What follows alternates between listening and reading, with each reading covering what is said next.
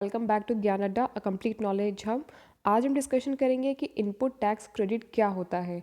ये नया यूनिट मैं स्टार्ट कर रही हूँ। नए यूनिट का ये पार्ट 1 है। इसके पहले मैं यूनिट 1 यूनिट 2 कवर कर चुकी हूँ। जीएसटी का बहुत सारे टॉपिक्स उसके अंदर में मैं ऑलरेडी कवर कर चुकी हूँ।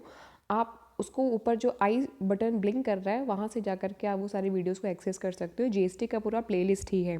प्लेलिस्ट पे आप जब जाएंगे तो वहाँ पे आपको बहुत सारी वीडियोस मिल जाएंगी और भी सब्जेक्ट्स की आपको डिफरेंट सब्जेक्ट्स की प्लेलिस्ट वहाँ पे मिल जाएगी। गाइस, अगर आप मेरे चैनल पे नए हैं तो सब्सक्राइब कर लीजिएगा, साथ में बेल आइकन ज़रूर से प्रेस कर लीजिएगा ताकि मेरी वीडियोस के लेटेस्ट नोटिफिकेशन आपको टाइमली मिलते रहे। तो चलिए स्टार्ट करते हैं आज का वीडियो। तो ये तो गाइस है आपका यूनिट 3 का सिलेबस।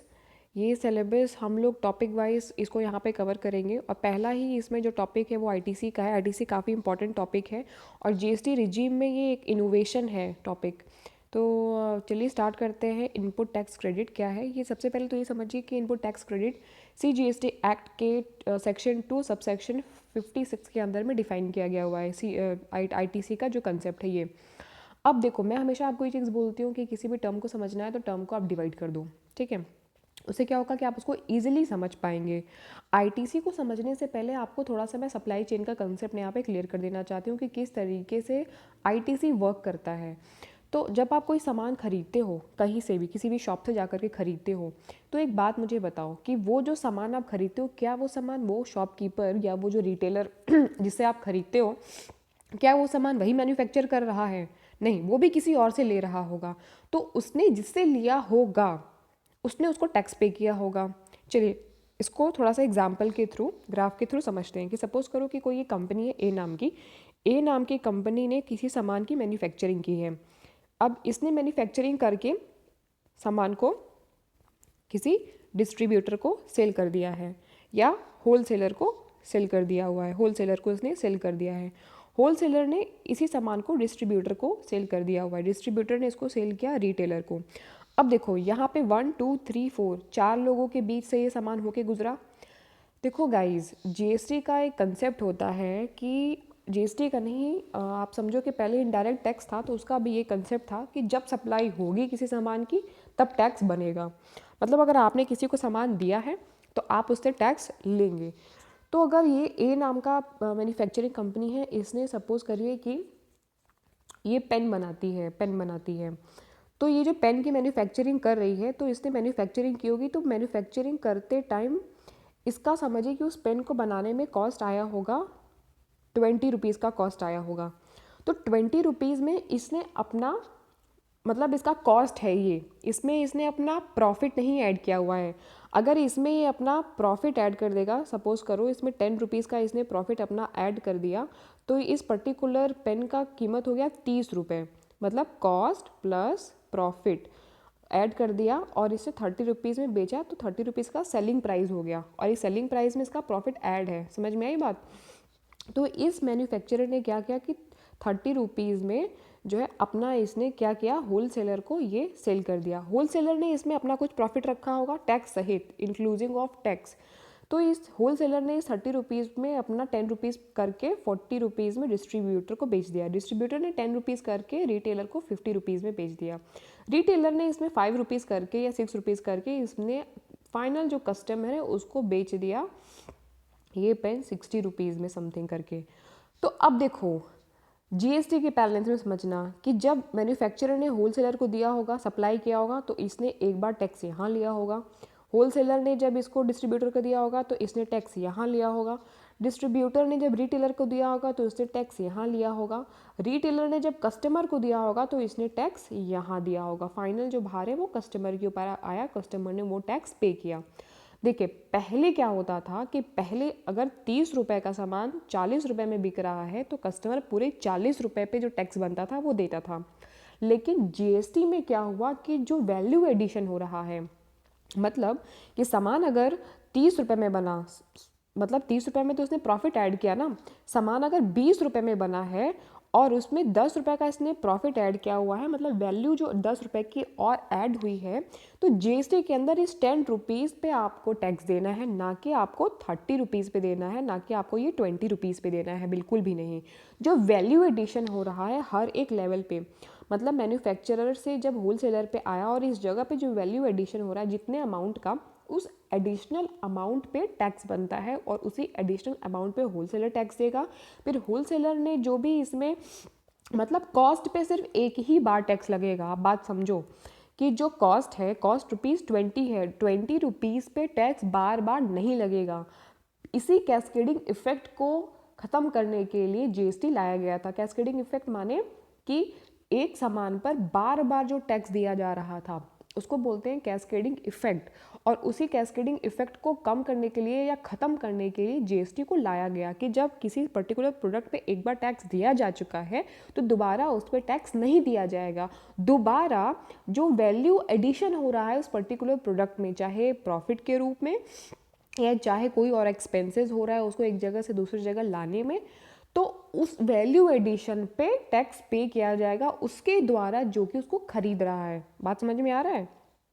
इसको एग्जाम्पल से हम समझेंगे तो और क्लियर होगा, बट आप एक मोटा मोटा सप्लाई चेन का कंसेप्ट समझ लिए कि जहाँ पे सप्लाई हो रही है, देखिए ग्राफ पे देखिए कि यहाँ पे सप्लाई हो रही है तो यहाँ पे सप्लाई हुई, यहाँ पे टैक्स गया, यहाँ पे सप्लाई हुई तो यहाँ पे भी टैक्स एक बार पे हुआ, और सब जगह सप्लाई हो रही है तो क्या हो रहा है, सब जगह टैक्स पे हो रहा है। फाइनली कस्टमर जो है उसको अपना प्रोडक्ट लेता है और जितना टैक्स बनता है वो देता है। तो ये था आपका सप्लाई चेन किस तरीके से वर्क करता है। अब देखिए कि आप किसी भी, अब देखो इनपुट टैक्स क्रेडिट समझते हैं कि क्या होता है, पहले प्रैक्टिकल एग्जाम्पल समझते हैं कि जब भी आप किसी पर्टिकुलर प्रोडक्ट की मैन्युफैक्चरिंग करते हो तो उसमें कुछ इनपुट आप इस्तेमाल करते हो। सपोज़ करो आपने एक पेन की मैन्युफैक्चरिंग की, तो उस पेन की मैन्युफैक्चरिंग में आपने कुछ इनपुट सामान यूज़ किया। इनपुट में जैसे कि आपने कुछ रॉ मटेरियल लगाया होगा, फिर उसके बाद में आपने मशीनरी लगाई होगी, फिर आपने कुछ सर्विसेज वगैरह यूज़ किया होगा, या आपने कुछ और भी एक्सपेंसेस किए होंगे। तो जब आपने पेन की मैन्युफैक्चरिंग की तो पेन के जो लगने वाले रॉ मटेरियल है, मतलब पेन की बनवाई में जो लगने वाले रॉ मटेरियल है उनको आपने किसी से परचेज़ किया होगा, राइट। तो आपने जिससे परचेज़ किया होगा आपने उसको पे किया होगा टैक्स, ठीक। अरे आप सामान किसी से परचेज़ करोगे तो आप फ्री में तो परचेज़ करोगे नहीं, आप कीमत अदा करके परचेज़ करोगे, और कीमत जब आपने अदा की होगी तो आपने उस पर टैक्स पे किया होगा, ठीक है। उसी तरीके से जब आपने मशीनरी खरीदी होगी उस पर्टिकुलर प्रोडक्ट को बनाने के लिए तो आपने मशीनरी पे भी टैक्स पे किया होगा। फिर आपने जो सर्विसेज ली होंगी इस पर्टिकुलर प्रोडक्ट को बनाने के लिए तो आपने सर्विसेज पे भी टैक्स पे किया होगा। मतलब आपने एक पेन बनाया, लेकिन उस पेन को बनाने में जो आपने इनिशियल लेवल पे आपको टैक्स पे करना था वो ऑलरेडी आप टैक्स पे कर चुके हो। सपोज़ करो कि आपने ये जो इनपुट का मैं आपको बता रही हूँ, सपोज़ करो आपने जो ये पेन बनाया इसकी जो लागत थी वो थी ₹10, ₹10 इसकी लागत थी। लेकिन आपने इस पे जो टैक्स पे किया यहाँ पे, सब जो कि आपने ₹2 रॉ मटेरियल पे टैक्स पे किया, फॉर इन एग्जांपल मैं बता रही हूँ। मशीनरी पे आपने अगेन ₹2 का टैक्स पे किया, सर्विस पे आपने ₹1 का टैक्स पे किया। मैं एक एग्जांपल के तौर पे आपको समझा रही हूँ। मतलब टोटल आपने जो टैक्स पे किया 2 2 4 1 5, आपने ₹5 टैक्स पे किया, और आपकी इस पे जो लागत आ रही थी वो ₹10 आ रही थी। तो आपने ये ₹5 का टैक्स इसमें जोड़ दिया तो आपका ये बन गया ₹15। ₹15 बन गया, इतना समझ में आया आपको? ये जो ₹15 आपका टैक्स ये बन गया है, अब आपका फाइनल जो आउटपुट है वो बन के तैयार है। मतलब क्या, आपका ये जो पेन है वो बन के तैयार है, आपका ये पेन बन के तैयार है। और ये जो पेन है आपने इस पे अपना कुछ, आप क्योंकि आपने टैक्स यहाँ पे ऑलरेडी आपने पे कर चुके हैं, किस पे, आपने ये ₹2 का टैक्स ये पे किया मशीनरी पर, रॉ मटेरियल पे और सर्विस पे आपने यहाँ पे टैक्स पे किया। अब आप इस ₹15 को जब आप सप्लाई करोगे बने हुए प्रोडक्ट को कस्टमर को तो आप भी तो टैक्स लोगे। सपोज़ करो कि आपने इस पे पेन पे आपने इस पे 5% टैक्स लिया, ठीक है। तो कहाँ गया ये ₹15, ₹15 का आपका, आपने ये सामान को सेल किया बाहर,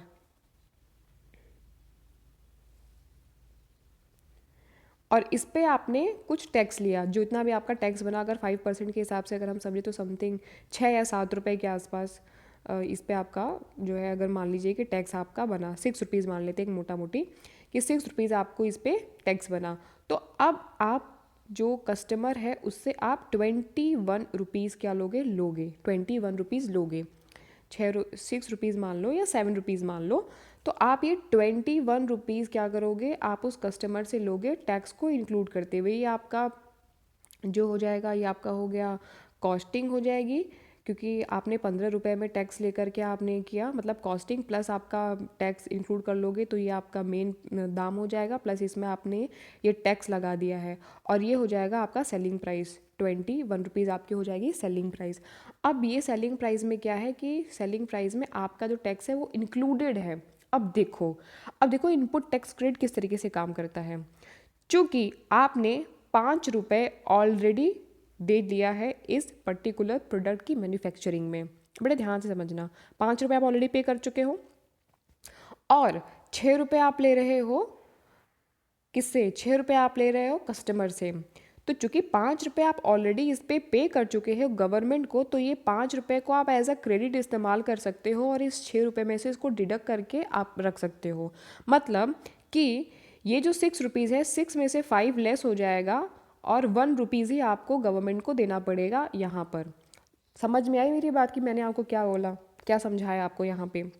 जब आप किसी भी पर्टिकुलर प्रोडक्ट पे ऑलरेडी टैक्स पे कर चुके हो, तो दोबारा आपको उस पर टैक्स पे नहीं करना है। जब आप कस्टमर को सेल करते हो वही सेम प्रोडक्ट, तो आप कस्टमर से टैक्स लेते हो, तो जो आप टैक्स पहले पे कर चुके हो, सपोज करो पिछले वाले एग्जांपल में आप 5 रुपये टैक्स पे कर चुके थे, और जब आपने उस सामान को बेचा तो आपने कस्टमर से 6 रुपये का टैक्स लिया, तो उसके बाद आप क्या करोगे, आप गवर्नमेंट को वो 6 रुपये नहीं दोगे, आप गवर्नमेंट को वो पैसा दोगे जिस पे गवर्नमेंट का वाकई में मतलब हक बनता है लेने का। मतलब कि 5 रुपये में से आप 6 रुपये लेस करोगे तो आपका आएगा 1 रुपये, आप 1 रुपये गवर्नमेंट को दोगे। मतलब अगर ये डिवाइड होगा CGST और SGST में, तो मतलब 1 रुपये का हाफ मतलब CGST में जाएगा, और 1 रुपीज़ का हाफ जो है आपका आ जाएगा SGST को जाएगा। मैंने एक बहुत ही छोटा सा एग्जांपल लेकर के आपको इनपुट टैक्स क्रेडिट का समझाने का कोशिश किया हुआ है। अब इसको अगर आप बुकिश लैंग्वेज में समझेंगे तो आपको और अच्छे से समझ में आएगा कि क्या होता है। एक कंसेप्ट आपको तो समझ में आ गया होगा कि किस तरीके से इनपुट टैक्स क्रेडिट किस तरीके से काम करता है। इनपुट टैक्स को एज अ क्रेडिट यूज़ किया जाता है, ये हमेशा ध्यान में रखना। क्रेडिट का मतलब ये कि आपने क्रेडिट ऑलरेडी जो पे कर दिया हुआ है, आप इस क्रेडिट को, आप इनपुट टैक्स को वापस से पा सकते हो जब आप कस्टमर से, फाइनल कस्टमर से आप जब वो सप्लाई करते हो फाइनल कस्टमर को, तो वहाँ पे आप इन IT को वापस से जो है गेन कर सकते हो, पा सकते हो, एज अ क्रेडिट आप उसको यूज़ कर सकते हो।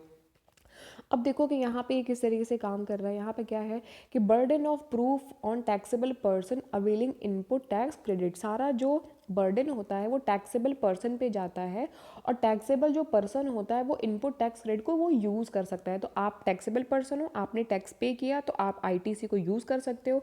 अगर आपका जो कस्टमर है वो आपसे सामान अगर परचेज करने के बाद वो किसी को सेल कर दे रहा है, तो वो भी ITC फाइल कर सकता है अगर वो GST के अंदर में रजिस्टर्ड है तो।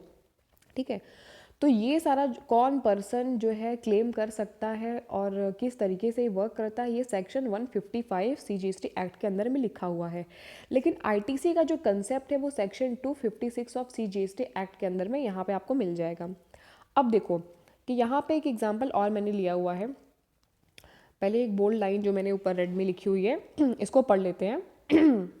Input credit means at the time of paying tax on output, जब आप आउटपुट पे टैक्स पे करते हो। आउटपुट माने वो सामान जब आप कस्टमर से आप ले रहे हो, क्योंकि आपने फाइनल प्रोडक्ट मतलब वो आपका आउटपुट हो गया। ठीक है, तो आउटपुट पे जब आप टैक्स पे करते हो, you can reduce the tax you have already paid on input. उस टाइम पे आप जो इनपुट पे टैक्स पे कर चुके हो, सामान को बनाते वक्त जो आप ऑलरेडी टैक्स पे कर चुके हो, आप उस भार को आउटपुट टैक्स पे करते समय उसको रिड्यूस कर सकते हो।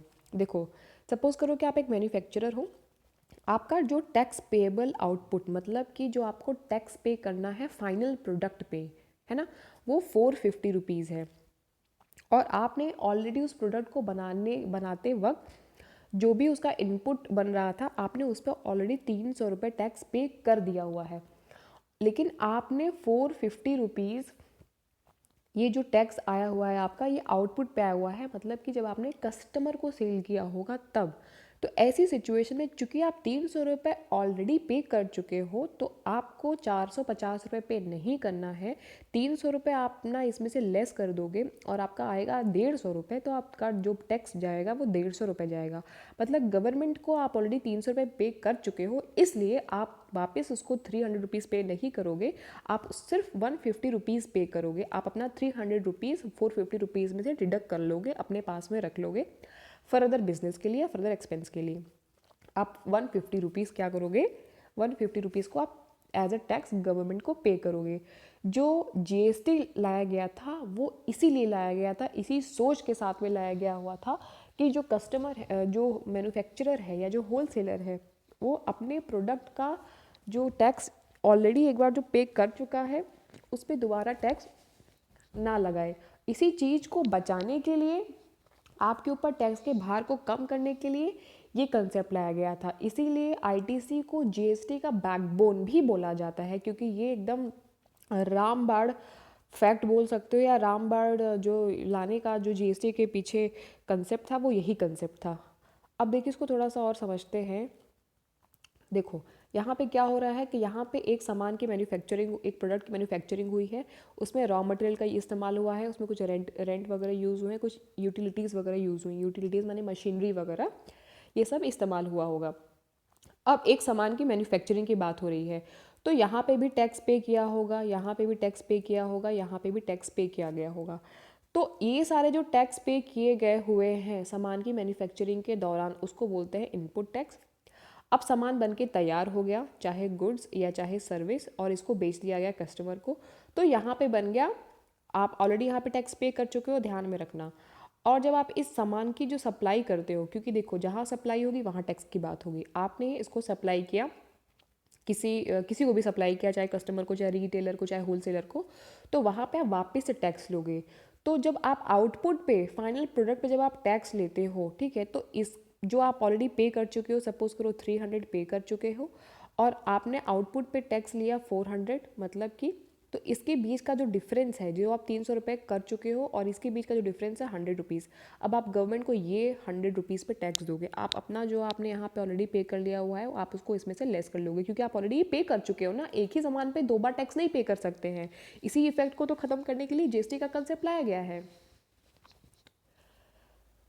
तो ये आई होप कि आपको इससे काफ़ी कुछ समझ में आया होगा कि आईटीसी किस तरीके से काम करता है। यहाँ पे एक और मैंने एग्जांपल लिया हुआ है, बट ये एग्जांपल से वही चीज़ है कि इनपुट है A B C, tax paid on purchase of A, या आपने ए सामान बनाया, ए सामान आपने परचेज़ किया किसी भी सामान की मैन्युफैक्चरिंग में, तो आपने 100 रुपये टैक्स पे किया। फिर आपने मशीनरी लगाई तो आपने 120 किया, या कुछ आपने और खर्च किया तो आपने 80 रुपये ऑलरेडी टैक्स पे आप कर चुके हैं उस सामान की मैन्युफैक्चरिंग में, तो टोटल आप जो कर चुके हैं वो 300 रुपये आप पे कर चुके हैं।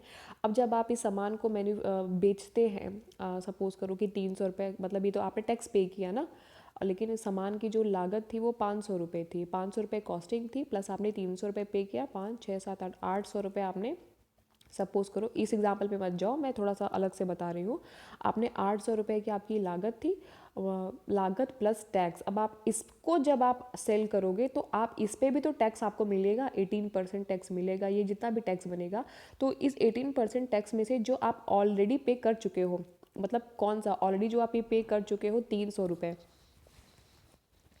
वो आप इसमें से लेस कर लोगे और जो रिमेनिंग आएगा वही आपको देना है। तो यहाँ पे क्या है, यहाँ पे इसने एग्जांपल से इसमें क्या लिखा हुआ है कि 400 रुपये का आपका ये पूरा 100 200 फिर 300 रुपये का आपका पहले का टैक्स बनता है, और ये 450 रुपये आपका आउटपुट पे टैक्स बन रहा है। तो आउटपुट के टैक्स में से इन्होंने इनपुट का टैक्स जो है वो लेस कर लिया, तो आया 150 रुपये। आपकी लाइबिलिटी जो है वो देना, वो 150 रुपये आप दोगे, और आपका जो इनपुट क्रेडिट हो जाएगा वो 300 हो जाएगा। इनपुट क्रेडिट 300 मतलब ये कि आप इनपुट पे दिए गए टैक्स को एज अ क्रेडिट यूज़ कर सकते हो। इनपुट पे दिए गए टैक्स को एज अ क्रेडिट आप यूज़ कर सकते हो। कब? आउटवर्ड टैक्स पे करते टाइम। गाइज बस यही है इनपुट टैक्स क्रेडिट, कि इनपुट पे दिए गए टैक्स को एज अ क्रेडिट आप यूज़ कर सकते हो at the time of output जो भी चार्जेस बन रहे हैं उस टाइम पर, आप आउटपुट चार्जेस जब भी ले रहे हो उस टाइम पर। आई होप कि आपको ये समझ में आया होगा, क्योंकि इससे इजी कंसेप्ट से और इतने सारे एग्जाम्पल से आपको नहीं समझ में आएगा। और मैंने कई सारे सोचा कि मैंने इसका कंसेप्ट मैं देखूं, मैं समझूं, लेकिन जितने भी वीडियोस आईटीसी पे बने थे वो इतने ज़्यादा कॉम्प्लिकेटेड वीडियोस थे कि मुझे ये लग रहा था कि बच्चे कैसे नहीं कंफ्यूज हों आईटीसी के कंसेप्ट में, क्योंकि ये बहुत ही कॉमन सा कंसेप्ट है। आप इसको अपनी रियल लाइफ से रिलेट करके समझिएगा तो आपको शायद ये और भी अच्छे से समझ में आएगा। देखिए मैंने बोल्ड में एक लाइन लिखी हुई है कि input credit for tax paid by you on purchase. जब आप परचेज़ करते हो तो आप जो टैक्स पे करते हो तो उसी को as a input tax credit आप यूज़ कर सकते हो जब आप उसको किसी और को सेल करोगे। जब भी सप्लाई होगा तो टैक्स लगेगा, इसको ध्यान में रखना। तो आई होप कि आपको इनपुट टैक्स क्रेडिट का जो है एग्जांपल है वो समझ में आया होगा। अगर आपको ये वीडियो पसंद में आया तो थैंक यू सो मच, और इसको सब्सक्राइब कर लेना, लाइक कर लेना। मैंने बहुत सारे और भी वीडियोस डाले हुए हैं जीएसटी से रिलेटेड, आप उसको भी देख सकते हैं। और नेक्स्ट हम टॉपिक पे आईटीसी का किस तरीके से मैकेनिज्म वर्क करता है उसको थोड़ा सा और समझेंगे डिटेल में, बाकी के टॉपिक्स को कवर करते हुए। Thank you guys for watching this video. मिलते हैं हम नेक्स्ट वीडियो में।